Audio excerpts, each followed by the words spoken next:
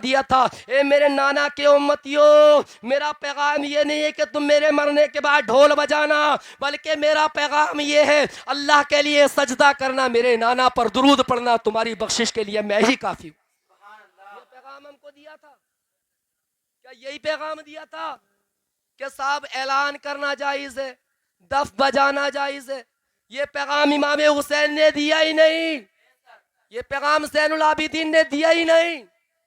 और सुनो मैं आपको बताता हूं, जब हजरत इमाम हुसैन वहां पर मौजूद हैं, यानी आप सजदे के अंदर मौजूद हैं, आपने एक सजदा कर लिया है, एक सजदा अदा करने के बाद में किसी की ये हिम्मत ना हो सकी, उधर 22,000 का लश्कर मौजूद है, लेकिन किसी की इतनी जरूरत ना हो सकी, किसी के अंदर इतनी सकत नहीं है, किसी के अंदर इतनी ताकत नहीं है, किसी के अंदर इतनी पावर नहीं है कि इमाम हुसैन को मार सके, इमाम हुसैन को शहीद कर सके। अल्लाह अल्लाह, ए मुसलमान मानो इमाम हुसैन का एक सजदा अदा हो गया है, लेकिन जालिम यजीदियों ने कहा था, ओ लोगों इमाम हुसैन को शहीद ऐसे नहीं किया जा सकता है। लोगों ने, इस यजीद ने कहा था फिर कैसे किया जाएगा? बोले ऐसा है, जब इमाम हुसैन अजान सुनते हैं तो सारे काम छोड़ देते हैं। कसम उस रब्बे काबा की, कहां पर मौजूद है इमाम हुसैन? जंग के अंदर मौजूद है, लेकिन किसी ने अजान पढ़ी है। बोले जब ये अजान सुनते हैं तो ये नहीं देखते अजान कौन दे रहा है, बल्कि अपने रब के कलाम को सुना करते हैं।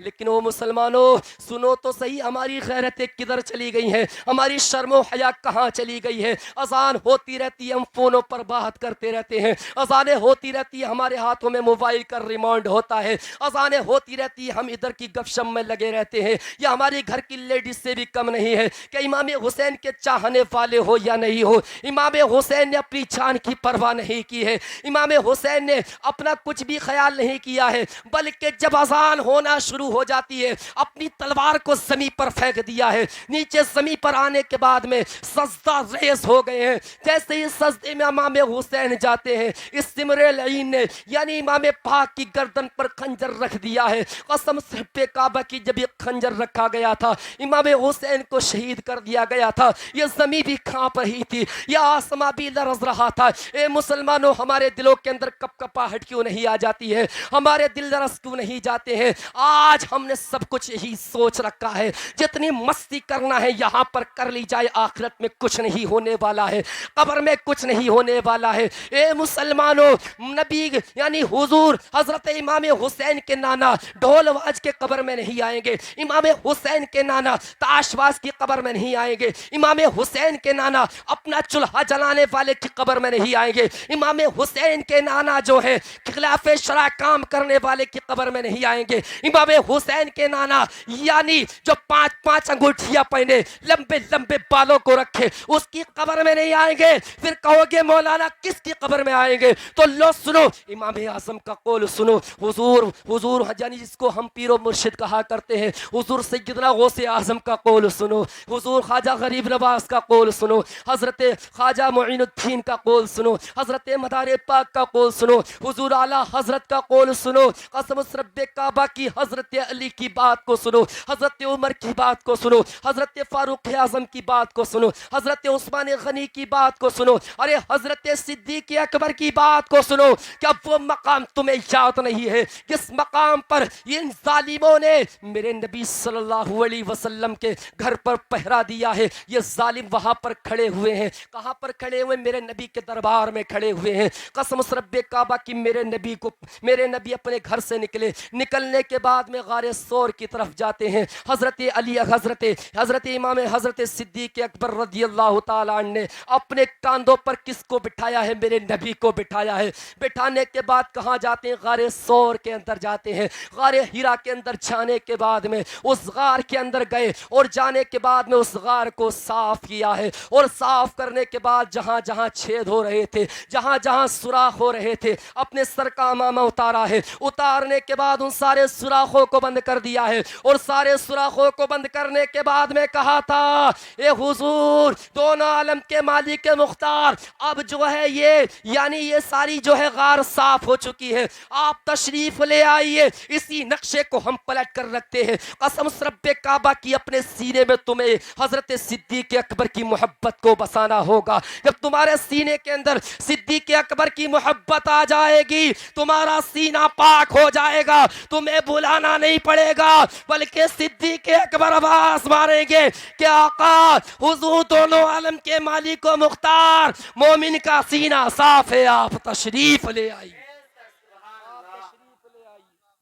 क्या आप तशरीफ ले आइए। लेकिन मुसलमानों, पहले हमें अपने सीने को ढोल से पाक नहीं करना।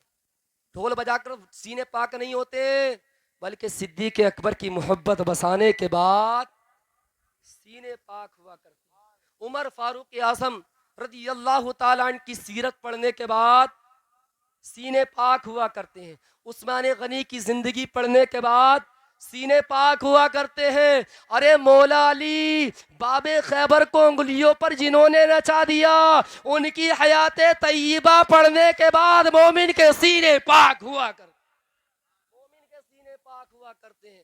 मुसलमानों, मैं बगावत किसी की नहीं करता हूँ। अगर शरीयत के खिलाफ मेरा बाप भी हो, मेरा उस्ताद भी हो, तो मैं उसके खिलाफ भी बोल जाता हूँ। कई उस्तादों ने मुझसे शिकवा किया है, कई उस्तादों ने मुझसे शिकायत की है कि मौलाना आपको अल्लाह ने इल्म दे दिया तो आप हमें भी नहीं छोड़ते। मैंने कहा बिल्कुल नहीं छोड़ूंगा। अगर आप शरीयत के खिलाफ बात करेंगे तो आपकी बात को मैं ज़रूर पैगाम पर लोगों के सामने बयान करूंगा, या तो आप इसको छोड़ दीजिए। अल्लाह ने आपको मेरा उस्ताद बनाया है, लेकिन बोलने का हक मुझे भी दिया है। अरे इमाम हुसैन की और यजीद की लड़ाई क्या थी? इमाम हुसैन कहते थे गाना नहीं बजने दूंगा। इमाम हुसैन पाक ने कहा था ढोल नहीं बजने दूंगा। इमाम हुसैन ने यह कहा था कि मैं बुरे काम नहीं करने दूंगा। लेकिन यजीद कहता था मैं शराब भी पीऊंगा, ढोल भी बजाऊंगा, बुरे काम भी करूंगा, नाजायज़ व हराम भी खाऊंगा, सारे काम करूंगा, लेकिन तुम नहीं रोक पाओगे। तभी तो ये जंग हुई। अब एक नज़ारा मैं तुम्हें दिखा दूं, उसके बाद सैयद साहब की तकरीर होगी। उस नज़ारे को आप सुन लीजिए कि जब जंग कब हुई। ये इमाम हुसैन रज़ी अल्लाह ताला अन्हु ने जंग के लिए हाथ कब उठाया। ये भी सुन लें आप कि जब हजरत अमीर माविया रज़ी अल्लाह ताला अन्हु का विसाल दिमिश्क में हुआ, दिमिश्क में होने के बाद इनका बेटा यजीद, इसने कहा था अब तो बाप का इंतकाल हो गया है, अब तो सारी बादशाहत हमारी हो गई है। और ऐसे ही कुछ लोग हैं कि उनके बाप दादा अच्छे पढ़े लिखे थे तो वो अपनी विरासत में चले आ रहे हैं, अगरचे जाहिल है, अगरचे जाहिल हैं, लेकिन उनकी विरासत में चले आ रहे। लेकिन हजरत इमाम हुसैन रज़ी अल्लाह ताला अन्हु से उन्होंने कहा था, अमीर माविया का इंतकाल के बाद यजीद ने कहा कि आप अपना हाथ मेरे हाथ में दे दें। जैसे ये बात कही कि आप अपना हाथ मेरे हाथ में दे दें, इमाम पाक ने कहा शराबी के हाथ में हाथ नहीं दे सकता, गानेवास के हाथ में हाथ नहीं दे सकता। और ये जो नबी के दीन की तौहीन करे, जो नबी करीम सल्लल्लाहु अलैहि वसल्लम की शान में गुस्ताखी करे, नबी की शरीयत पर ना चले, उसके हाथ में हाथ देना जायज़ ही नहीं। ये किसने कहा था? इमाम हुसैन ने कहा था। लेकिन आज हम लोगों ने सोचा कुछ नहीं सोचा। हमने ऐसों के हाथ में हाथ दे दिया जिन्हें कुछ इल्म ही नहीं है। लेकिन सुनो मुसलमानों, ये सब क्या हो रहा था? इमाम हुसैन रज़ी अल्लाह ताला अन्हु वहां पर मौजूद है। इमाम पाक रज़ी अल्लाह ताला अन्हु के सामने ये क्या कर रहा था? गंदा गंदा नाच कर रहा था, यानी औरतों को नचा रहा था। शराब का मटका वहां पर मौजूद है। उस शराब के मटके के ऊपर कुरान रखा हुआ था। कसम रब्बे काबा की कुरान की तौहीन की जा रही थी, कुरान के साथ खिलवाड़ किया जा रहा था, नंगा नाच नाचा जा रहा था। इमाम हुसैन से ये सब बर्दाश्त ना हो सका।